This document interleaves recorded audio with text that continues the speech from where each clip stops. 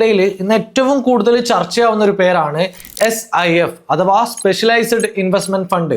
ഇത് സെബിയുടെ ഏറ്റവും പുതിയ ഇൻവെസ്റ്റ്മെന്റ് മെത്തേഡാണ്.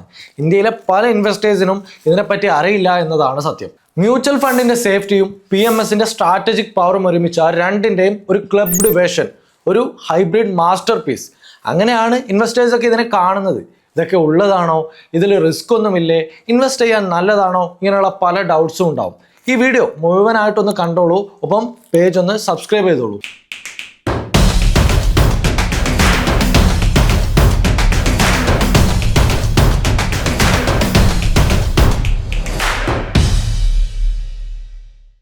SIFന്റെ മാജിക് ഫോർമുല എന്ന് പറയുന്നത് ലോങ് ഷോർട്ട് സ്ട്രാറ്റജിയാണ്. ഇതാണ് SIFനെ മറ്റ് ഫണ്ടുകളിൽ നിന്ന് വ്യത്യസ്തമാക്കുന്നതും. ഇപ്പോൾ മാർക്കറ്റ് ലോസിലാണെന്ന് വിചാരിക്കുക. സാധാരണ ഫണ്ടുകൾക്ക് ലാഭം ഉണ്ടാക്കാനാവോ? ഇല്ല. എന്തുകൊണ്ടാ? സെബിയുടെ നിയമങ്ങൾ അനുസരിച്ച് അവർക്ക് ഷോർട്ട് പൊസിഷൻ എടുക്കാൻ അനുവാദമില്ല. ഇവിടെയാണ് SIF സ്പെഷ്യലൈസ്ഡ് ഇൻവെസ്റ്റ്മെന്റ് ഫണ്ട് ഒരു ഗെയിം ചേഞ്ചർ ആവുന്നത്. എങ്ങനെയാണെന്നല്ലേ, ഒരു SIF ഫണ്ട് 100 കോടി രൂപ മാനേജ് ചെയ്യുന്നു. അങ്ങനെ വിചാരിക്കാം. 75 കോടി രൂപ റിലയൻസ്, TCS പോലുള്ള നല്ല നല്ല കമ്പനികളിൽ വാങ്ങി വെക്കുന്നു. ഇവിടെ ഇത് മാർക്കറ്റ് അപ്പ് ആവുന്ന സമയത്ത് നിങ്ങൾക്ക് ലാഭം തരും. ബാക്കിയുള്ള 25 കോടി രൂപ ഒരു ഡൗൺ ആവുന്ന ബാങ്കിന്റെ സ്റ്റോക്കിൽ ഷോർട്ട് ചെയ്യുന്നു. അപ്പോൾ ഇവിടെ മാർക്കറ്റ് ഡൗൺ ആവുന്ന സമയത്ത് നിങ്ങൾക്ക് ലാഭം കിട്ടും. എങ്ങനെയാ? അപ്പോൾ മാർക്കറ്റ് 10% ഹൈ ആയി കഴിഞ്ഞാൽ 75ന്റെ ഭാഗത്ത് 1.5 കോടി രൂപ ലാഭം, 25ന്റെ ഭാഗത്തോ 2.5 കോടി നഷ്ടം, നെറ്റ് 5 കോടി രൂപ ലാഭം.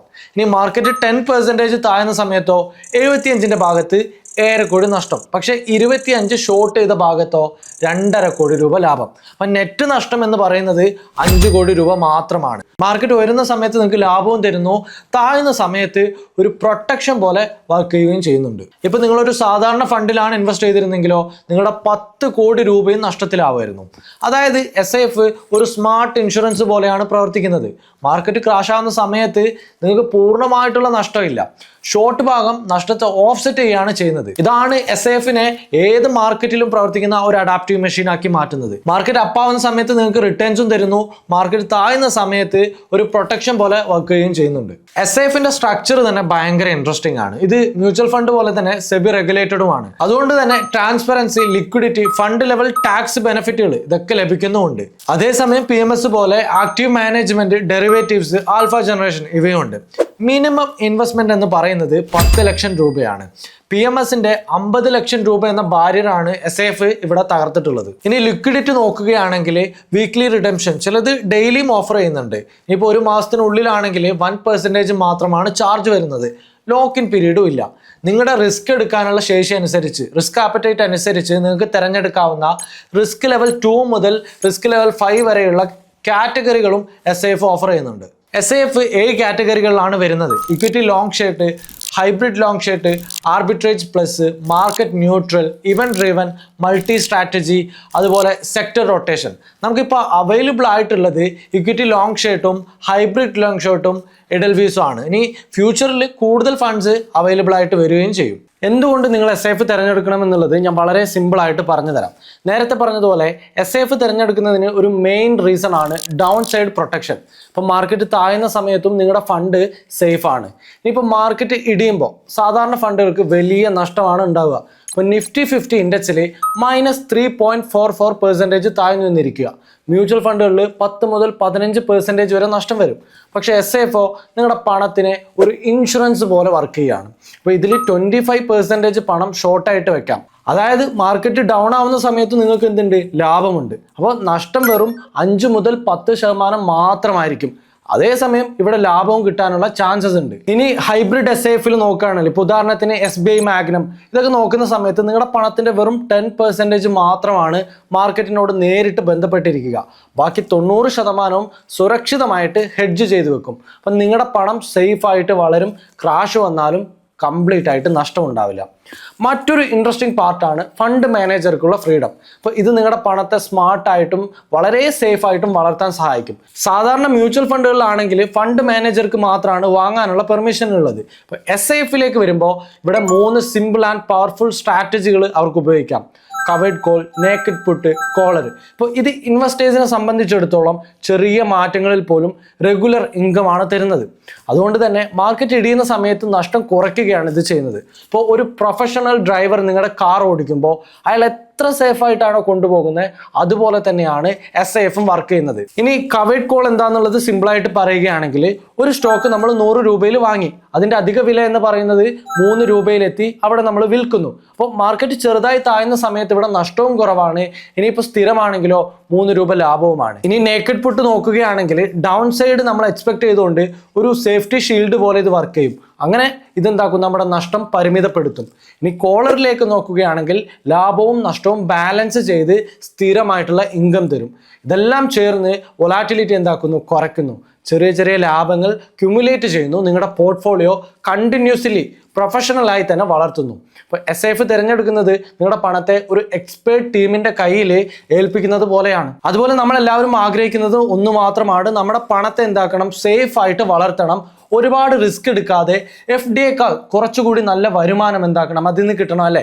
അപ്പോൾ ഇവിടെയാണ് ഹൈബ്രിഡ് SIF നിങ്ങൾക്ക് അനുയോജ്യമാകുന്നത്. ഇപ്പോൾ ഉദാഹരണത്തിന് SBI മാഗ്നം അല്ലെങ്കിൽ എഡൽവൈസ് ആൾട്ടിവ പോലുള്ള ഫണ്ടുകൾ മികച്ച സുരക്ഷയാണ് നിങ്ങളുടെ പണത്തിന് നൽകുന്നത്. ഇവ എങ്ങനെയാണ് സുരക്ഷ ഉറപ്പാക്കുന്നത് എന്ന് നോക്കുകയാണെങ്കിൽ വളരെ ചെറിയ റിസ്ക് ആണ്. ഇപ്പം നിങ്ങളുടെ പണത്തിന്റെ ഒരു ചെറിയ ഭാഗം, വെറും 10% അല്ലെങ്കിൽ 15% മാത്രമാണ് ഷെയർ മാർക്കറ്റിന് നേരിട്ടുള്ള റിസ്ക് എടുക്കുന്നത്. മാർക്കറ്റ് മുന്നോട്ട് പോകുമ്പോൾ ഇത് ലാഭം കൂട്ടാൻ സഹായിക്കും. എന്നാൽ ബാക്കിയുള്ള വലിയ ഭാഗമോ 85% മുതൽ 90% വരെ പൂർണ്ണമായും ഹെഡ്ജ് ചെയ്തിരിക്കുകയാണ്. ഇപ്പോൾ ഹെഡ്ജ് ചെയ്യുക എന്നാൽ ഇൻഷുറൻസ് ചെയ്യുക എന്ന് മനസ്സിലാക്കി വെച്ചാൽ മതി. മാർക്കറ്റ് ഒരു ക്രാഷ് ഉണ്ടായി എന്ന് വെക്കുക, ഈ ഭാഗം നിങ്ങളുടെ പണത്തെ സേഫ് ആയിട്ട് പിടിച്ചു നിർത്തും. അപ്പോൾ ഇതിന്റെ റിസൾട്ട് എന്താണ്? അളവിൽ കുറഞ്ഞ റിസ്ക് ആണ്. ഇപ്പോൾ ആർബിട്രേജ് ഫണ്ടുകളെ പോലെ തന്നെ ഇതിന്റെ റിസ്ക് ലെവൽ വളരെ കുറവാണ്. ഏകദേശം 25 മുതൽ 30% വരെ റിസ്ക് എടുക്കുന്ന ഇക്വിറ്റി സേവിങ്സ് ഫണ്ടുകളെക്കാൾ ഇത് വളരെ സേഫ് ആണ്. മറ്റൊന്ന് നോക്കുകയാണെങ്കിൽ സ്ഥിരമായ റിട്ടേൺ. സാധാരണ മ്യൂച്വൽ ഫണ്ടുകളെ അപേക്ഷിച്ച് ഇവിടെ റിസ്ക് വളരെ കുറവാണ്. ഒപ്പം സ്ഥിര നിക്ഷേപങ്ങളായ FDകളെക്കാൾ 2 മുതൽ 3% വരെ അധിക റിട്ടേൺ ലഭിക്കാനും സാധ്യതയുണ്ട്. അതായത് ഹൈബ്രിഡ് SIF തിരഞ്ഞെടുക്കുമ്പോൾ നിങ്ങൾ ഒരു റിസ്ക് കുറഞ്ഞതും എന്നാൽ ലാഭകരവുമായ ബാലൻസ്ഡ് പോർട്ട്ഫോളിയോ ആണ് തിരഞ്ഞെടുക്കുന്നത്. നിങ്ങളുടെ പണം സേഫ് ആയിട്ട് ബാലൻസ് ചെയ്ത് സ്ഥിരമായി വളർന്നുകൊണ്ടിരിക്കും. മറ്റൊന്ന്, ടാക്സ് എന്ന് കേൾക്കുമ്പോൾ തന്നെ പലർക്കും തലവേദനയാണ് അല്ലേ? പക്ഷേ SIF മ്യൂച്വൽ ഫണ്ട് പോലെ ഫണ്ട് തലത്തിൽ ടാക്സ് ഇല്ല. PMSനേക്കാൾ എളുപ്പവും ലാഭകരവുമാണ്. സിമ്പിളായിട്ട് പറയുകയാണെങ്കിൽ SIF മ്യൂച്വൽ ഫണ്ട് പോലെ പ്രവർത്തിക്കുന്നു. ഫണ്ട് തലത്തിൽ ഒരു പൈസയും ടാക്സ് കൊടുക്കേണ്ടതില്ല. ഓരോ ട്രേഡിനും ടാക്സ് കണക്കാക്കേണ്ട PMSന്റെ തലവേദന ഇവിടെയില്ല. നിങ്ങൾ പണം പിൻവലിക്കുമ്പോൾ മാത്രം എക്വിറ്റി ടാക്സ് അടക്കണം. ഇപ്പം നിങ്ങൾ SBI Magnum hybrid long short SIFൽ 15 ലക്ഷം രൂപ ഇൻവെസ്റ്റ് ചെയ്തു. 2 വർഷം കഴിഞ്ഞ് നിങ്ങളുടെ പണം 17 ലക്ഷമായി. അതായത് 2 ലക്ഷം രൂപ ലാഭം കിട്ടി. അപ്പോൾ ഇവിടെ ടാക്സ് എത്രയാണ്? വെറും 9375 രൂപയായിരിക്കും. കാരണം എന്താ? എക്വിറ്റി ടാക്സേഷൻ ഒരു വർഷത്തിന് ശേഷം LTCG അനുസരിച്ച് 1.25 ലക്ഷം ലാഭം പൂർണ്ണമായും ടാക്സ് ഫ്രീ ആക്കി. ബാക്കി 75,000ന്റെ ലാഭത്തിനോ 12.5% ടാക്സ് കൊടുക്കണം. അപ്പോൾ 75,000 ഇൻറ്റു 12.5% എന്ന് പറയുന്നത് 9375 രൂപയാണ്. അടുത്തതിലേക്ക് പോകുന്നതിന് മുന്നേ ഒരു കാര്യം പറയാം.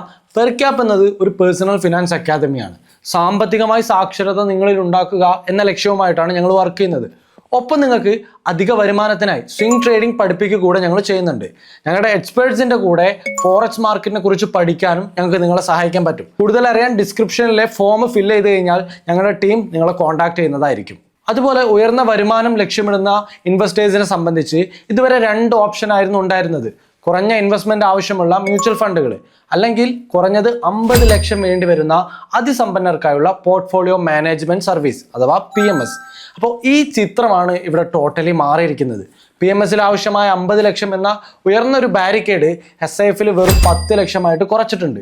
അപ്പോൾ ഇത് HNI ഇൻവെസ്റ്റേഴ്സിന് പോലും എളുപ്പത്തിൽ എൻട്രി കൊടുക്കുകയാണ്. മാത്രമല്ല നിങ്ങളുടെ പണത്തിന്റെ ലിക്വിഡിറ്റി ഉറപ്പാക്കുന്നതിൽ SIFൽ ഒരു വിട്ടുവീഴ്ചയുമില്ല. ട്രഡീഷണൽ ഇൻവെസ്റ്റ്മെന്റ്സിൽ കണ്ടിരുന്ന ഒരു ലോങ് ടേമിലേക്കുള്ള ലോക്ക് ഇൻ പീരീഡും ഇവിടെയില്ല. നിങ്ങൾക്ക് ആവശ്യമുള്ളപ്പോൾ എന്താക്കാം, പണം പിൻവലിക്കാം.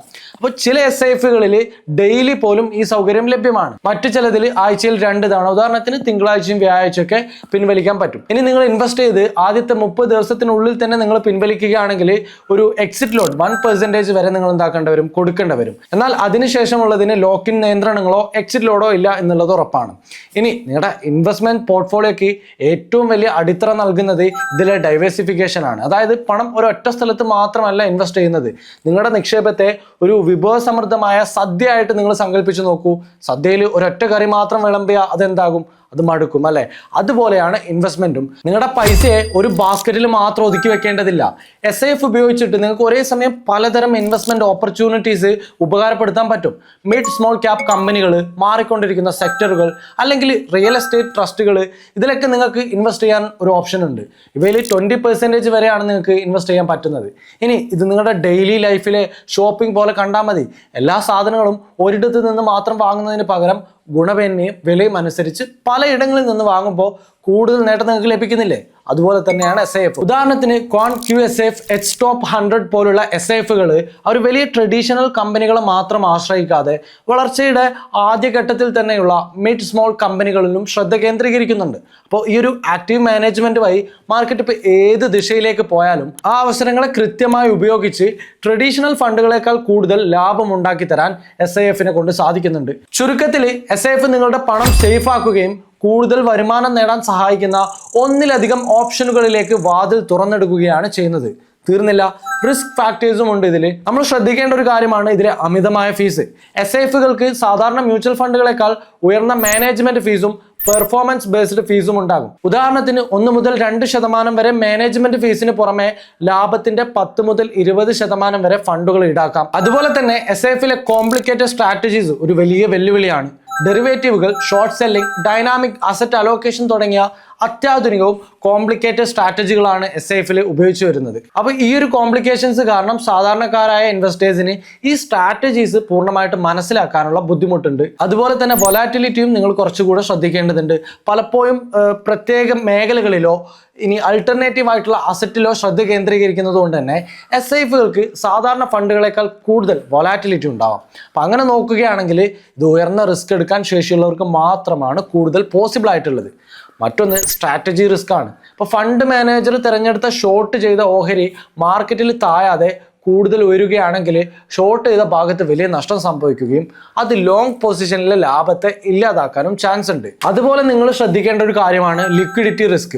ഇപ്പോൾ ഷോർട്ടിങ്ങിനും ഡെറിവേറ്റീവുകൾ ഉപയോഗിക്കുന്നതിനൊക്കെ നല്ല സ്കിൽ ആവശ്യമാണ്. ഇപ്പോൾ വിപണിയിൽ പെട്ടെന്നുണ്ടാകുന്ന മാറ്റങ്ങൾ കൈകാര്യം ചെയ്യുന്നതിൽ ഫണ്ട് മാനേജർക്ക് പിഴവ് സംഭവിച്ചാൽ അത് സാധാരണ ഫണ്ടുകളെക്കാൾ വേഗത്തിൽ നഷ്ടമുണ്ടാക്കിയെടുക്കും.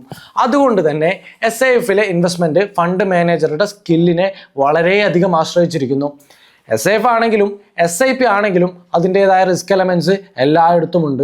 ഇൻവെസ്റ്റേഴ്സിന് മികച്ച വരുമാനം നൽകാൻ കഴിവുള്ളതാണെങ്കിലും അതിൻ്റെതായ അടിസ്ഥാനപരമായ റിസ്കുകളും പോരായ്മകളും ഇവിടെയും ഉണ്ട്. അതുകൊണ്ട് തന്നെ ഇൻവെസ്റ്റ്മെന്റ് നടത്തുന്നതിന് മുമ്പ് നിങ്ങളുടെ റിസ്ക് എടുക്കാനുള്ള ശേഷിയും നിങ്ങളുടെ സാമ്പത്തിക ലക്ഷ്യങ്ങളും വിലയിരുത്തിക്കൊണ്ട് ശ്രദ്ധാപൂർവം തീരുമാനങ്ങൾ എടുക്കുക. ഒരു കാര്യം പറയാനുള്ളത്, ഈ വിവരങ്ങൾ വിദ്യാഭ്യാസപരമായ ആവശ്യങ്ങൾക്കും പൊതുവായ അറിവിനുമായി നൽകിയിട്ടുള്ളതാണ്. ഇതൊരു കാരണവശാലും ഇൻവെസ്റ്റ്മെന്റ് ഉപദേശമായോ സാമ്പത്തിക ഉപദേശമായോ നിങ്ങൾ കണക്കാക്കരുത്. ഓഹരി വിപണിയിലെ നിക്ഷേപങ്ങൾ മാർക്കറ്റ് റിസ്കുകൾക്കാണ് വിധേയം. നിക്ഷേപം തുടങ്ങുന്നതിന് മുമ്പ് നിങ്ങൾ നിങ്ങളുടെ സാമ്പത്തിക ഉപദേഷ്ടാവുമായി ചർച്ച ചെയ്യുകയും എല്ലാ രേഖകളും ശ്രദ്ധാപൂർവം വായിച്ച് മനസ്സിലാക്കുകയും ചെയ്യേണ്ടതാണ്. സോ ഫ്രണ്ട്സ്, ഇതുപോലെയുള്ള കൂടുതൽ ഇൻഫോർമേറ്റീവ് വീഡിയോസിന് വേണ്ടി ഈ പേജ് ഒന്ന് സബ്സ്ക്രൈബ് ചെയ്തോളൂ. അതുപോലെ എന്തെങ്കിലും ഡൗട്ട്സോ ക്ലാരിഫിക്കേഷനോ വിമർശനങ്ങളോ ഉണ്ടെങ്കിൽ കമൻറ്റിൽ രേഖപ്പെടുത്താൻ മറക്കരുത്.